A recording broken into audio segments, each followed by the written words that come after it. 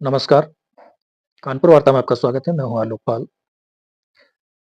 आज सुबह-सुबह नवजोत सिंह सिद्धू का एक इंटरव्यू देखा, जो कि आज तक के पत्रकार विक्रांत गुप्ता के साथ था। पूरा इंटरव्यू देखने के बाद ऐसा लगा जैसे कि नवजोत सिंह सिद्धू वो विराट कोहली और रोहित शर्मा के पीआर में उतर आए हैं। उन्होंने कहा कि आप विराट और रोहित को इस तरह से क्रिटिसाइज़ नहीं कर सकते। अभी कुछ ही महीने पहले उन्होंने आपको वर्ल्ड कप जिताया है। यहाँ पर मुद्दा ये नहीं है कि उनको क्रिटिसाइज किया जाए या ना किया जाए, और वर्ल्ड कप जिताया तो किस फॉर्मेट में जिताया, ये भी ध्यान देने की चीज है। उनकी आलोचना हो रही है टेस्ट क्रिकेट में उनके प्रदर्शन को लेकर के। वनडे में भी उतनी उंगलियां उनके ऊपर नहीं उठ रही हैं, और टी20 में तो अब उन्होंने संन्यास ही ले लिया एक तरह से। तो उन्होंने जो कुछ चीजें बोली उनमें प्रमुख थी कि पहली बात तो ये कि भारत की हार हुई है और हार के समय आलोचना होती है। यानी कि वो ये कहना चाह रहे हैं कि ये जो आलोचना की जा रही है ये टेम्परेरी है, और इसके बाद उनको दोबारा फिर टेस्ट टीम में मौका मिलना चाहिए। दूसरी बात उन्होंने कही कि ऑस्ट्रेलिया जो है वो एक बेटर टीम थी, बेटर साइड था। भाई जब उन्होंने 3-1 से मैच सीरीज जीत ली, तो वो बेटर ना भी हो तो भी आपको आज की तारीख में उनको बेटर बोलना पड़ेगा। तीसरी बात उन्होंने कही कि कंडीशंस जो थे वो भारत के लिए बहुत कठिन थे, और उन्होंने उदाहरण दिया सिडनी की पिच का, कि सिडनी की पिच पे जो बहुत ज्यादा घास छोड़ी गई थी उसका। भाई आप पूरी सीरीज एक बॉलर के दम पे खेल रहे हो, और वो बॉलर भी चौथा टेस्ट खत्म होते होते निचुड़ गया, तो वो आपको घास वाली पिच क्यों नहीं देंगे। इसके बाद उन्होंने अगली चीज बोली कि वैसे तो हम लोग इस सीरीज को ड्रॉ कर सकते थे, लेकिन चूंकि नतीजा 3-1 हो गया इसलिए आलोचना ज्यादा हो रही है। बिल्कुल सही बात है, और हमारे पास मौका आया था। ऐसा नहीं है कि हमारे पास मौका नहीं आया था, हमारे पास मौका आया था सिडनी टेस्ट में उस टेस्ट मैच को अपने पक्ष में करने का। अब उन्होंने जो बात अभी मैंने कही वही उन्होंने भी कही कि उनके पास हर मैच में 3 अच्छे पेसर थे और हमारे पास केवल एक था।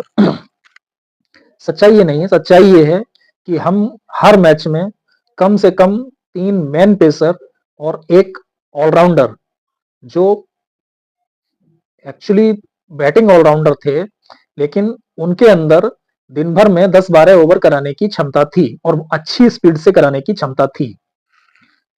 मैं बात कर रहा हूं नीतीश रेड्डी की। तो आप कितना उपयोग कर पाए, किस तरह से आपने उपयोग किया उनका, वो देखने की बात है। इसके बाद उन्होंने कहा कि जो सबसे बड़ी समस्या है वो है हमारे शेड्यूल को लेकर के, कि हमारा साल भर का जो शेड्यूल रहता है वो बहुत ही टाइट शेड्यूल रहता है। हम साल भर में लगभग उन्होंने जो संख्या बताई कि 11 से 12 टेस्ट मैच खेलते हैं, लगभग 17-18 ओडीआई खेलते हैं, और लगभग 38-40 टी20 खेलते हैं।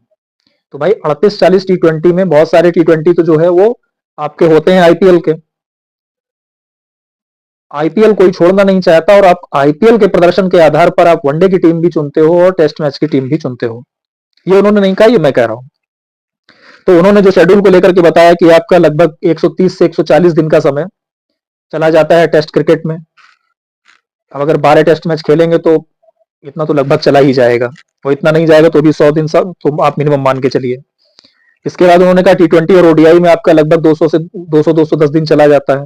तो भाई 130 उनके हिसाब से 130 दिन उधर हो गए, 210 दिन इधर हो गए, तो हो गए 240। अब बचे कितने? बचे 25 दिन। माफ की 340 हो गए, बचे आपके पास साल भर में 25 दिन। तो कह रहे भाई फैमिली भी देखनी है। अब इस बात में कितनी सच्चाई है ये सबको पता है। शेड्यूल टाइट रहता है, इसमें कोई दो राय नहीं है, लेकिन इतना भी नहीं रहता जितना सिद्धू गिना गए। वो बड़बोले तो हैं ही।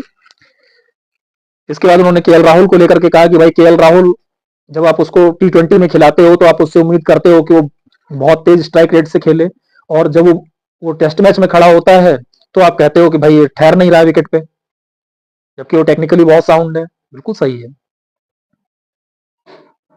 आपको टी20 में उन खिलाड़ियों को मौका देना है जो टेस्ट मैच में खेल रहे हैं, लेकिन आपको टेस्ट टेम्परामेंट को मार नहीं देना है।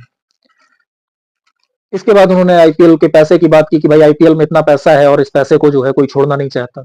सारी समस्या की जड़ ही यही है कि पैसे को कोई छोड़ना नहीं चाहता, और पैसा उन्होंने इतना कमा लिया है कि बड़ी बड़ी पीआर एजेंसियां खड़ी कर ली हैं, और उन्होंने सोशल मीडिया पर, मीडिया में अपने लोग खड़े कर रखे हैं कि कोई एक बात कहे तो उसको 50 ट्रोल आ जाते हैं कुछ कहने के लिए। अब मैं उनकी एक एक बात का जवाब देता हूं। टीम हारी, हार के बाद आलोचना होती, बिल्कुल आलोचना होती है और होगी ही, सबकी होती है, कोई ऐसा नहीं बचा जिसकी आलोचना नहीं हुई हो। टीम ऐसा नहीं कि ऑस्ट्रेलिया में पहली बार हारी है, लगभग हमेशा हारती रहे। आप पिछले 2 बार जाकर के वहां एक बार सीरीज ड्रॉ करके आए, एक बार जीत करके आए, बाकी आप हमेशा हारते ही आए। लेकिन तब परिस्थितियां और थी, अब परिस्थितियां और हैं। अब आपको हर वो सुविधा मिलती है जो किसी भी अंतर्राष्ट्रीय टीम को मिलती है, बल्कि अगर आवश्यकता हो तो उनसे ज्यादा मिलती है। उस समय ऐसा कुछ नहीं था। आलोचना होगी, और मुझे लगता है कि आलोचना स्थायी रूप से होनी चाहिए।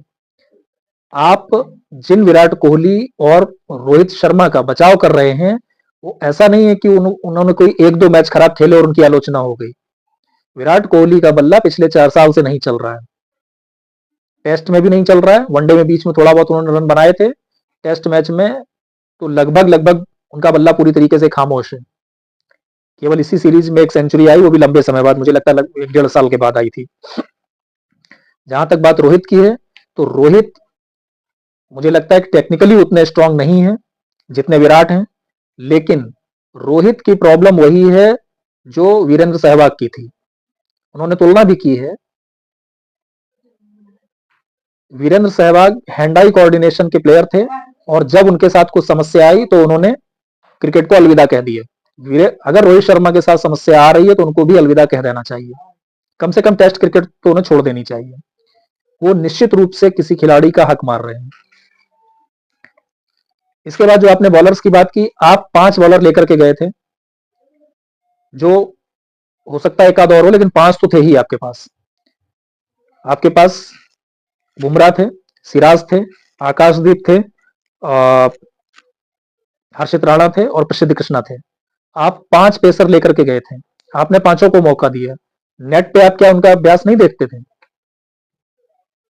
आप क्यों ऐसे प्लेयर्स के साथ खेलते रहे शुरुआत के 4 टेस्ट मैच जिनके पास कोई फॉर्म नहीं था? प्रसिद्ध कृष्णा को आपने क्यों नहीं मौका दिया? नीतीश रेड्डी को आपने 5 टेस्ट मैच खिलाए, उससे क्यों नहीं आपने बेटर बॉलिंग कराई? आप उसको ज्यादा मौका देते, उसके अंदर ज्यादा कॉन्फिडेंस आता। आप 2-2 स्पिनर खिलाते रहे, जबकि पिच पे स्पिन के लिए कुछ था ही नहीं।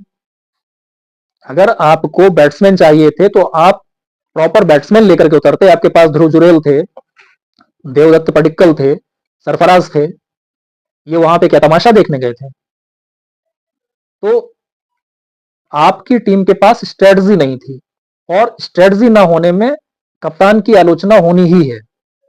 तो रोहित शर्मा कतई दया के पात्र नहीं है, ना तो उन्होंने कप्तानी अच्छी की और ना बैटिंग अच्छी की।